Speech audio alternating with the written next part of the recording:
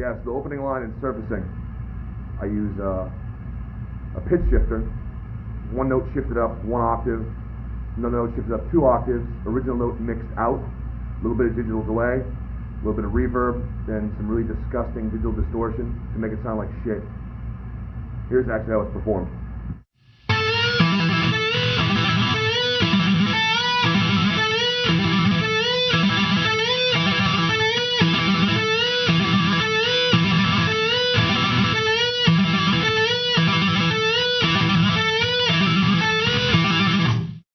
In the opening part, I'm doing the really gross tap thing. At the same time, Jim's playing a variation on what ends up being the main riff. And variation is very important. You don't want to always play the same riff over and over and over, but you can imply that same kind of feel by just changing things. And really quickly, here's how this goes.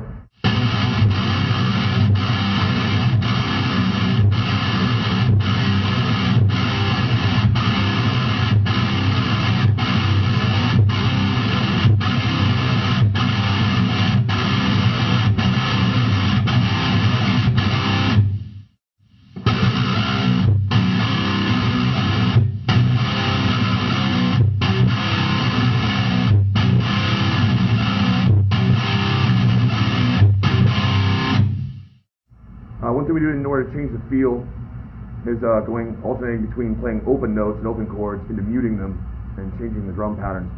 So we go from this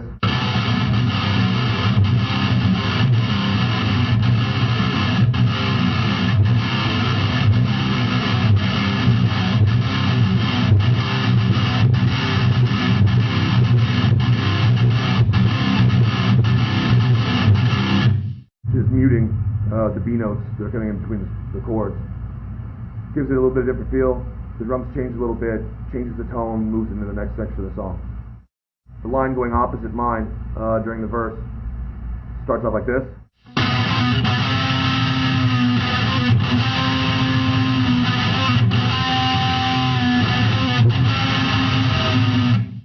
With the lovely little Ross Robinson effect that he threw on there, full of all sorts of nasty sounding vintage gear, as Ross is so well known for doing. Next verse that comes around, reversed it. Ghost bend, dropping, same effect.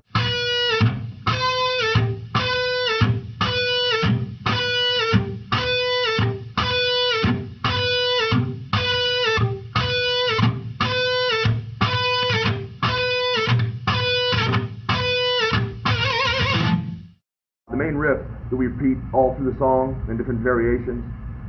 Interesting thing about the song is, in a way, it's kind of like Rush. You'll hear Rush will take a guitar pattern and then we'll have the drums move in and out and change the feel while the guitar part stays the same. Completely change the feel. This doesn't get quite as radical as some of the vintage Rush stuff does, but I've always kind of thought of it in that way a little bit. And that you can play a riff, kind of drive it in the ground, but as long as you have everything moving around it, you can still convey a different thought and a different feel while keeping the same basic theme without getting things too crazy or too riff dominated. Main guitar riff, very simply.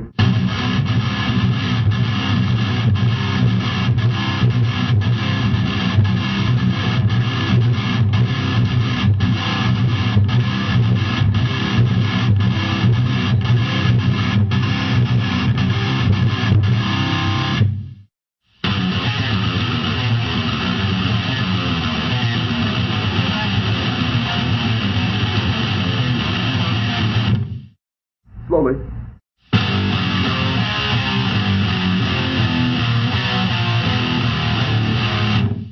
When working on down picking, basically you want to sit down with Master of Puppets and learn it and play along with it. And I really developed the right hand. One thing I like to do is to get a much thicker, more percussive sound would be down pick, and hopefully as fast as possible. There's certain limits where you have to switch to alternate picking. One thing you can do is just pick any sort of random riff. You can even play just open notes, down pick. Set your metronome to a comfortable speed where you can play it cleanly for a long time, say 30 seconds. You get lactic acid built up in your forearm, it's going to burn a little bit, kind of like you're at the gym. Once you start to get comfortable with that, and you can cleanly play just riding open stuff.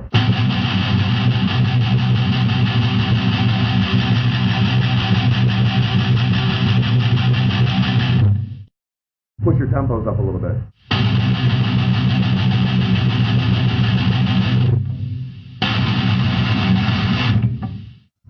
Always play at a comfortable speed. Don't really have to strain too much. If you're straining, roll your metronome back just a little bit and play until you're actually pulling it off cleanly before moving it up. Basically, you'll graduate different steps, say 4, 6, 8 beats per minute up, and then work on it there till you get comfortable. Keep moving it up, keep moving it up. And within a few weeks, actually, you'll notice that you can really speed that up quite a bit.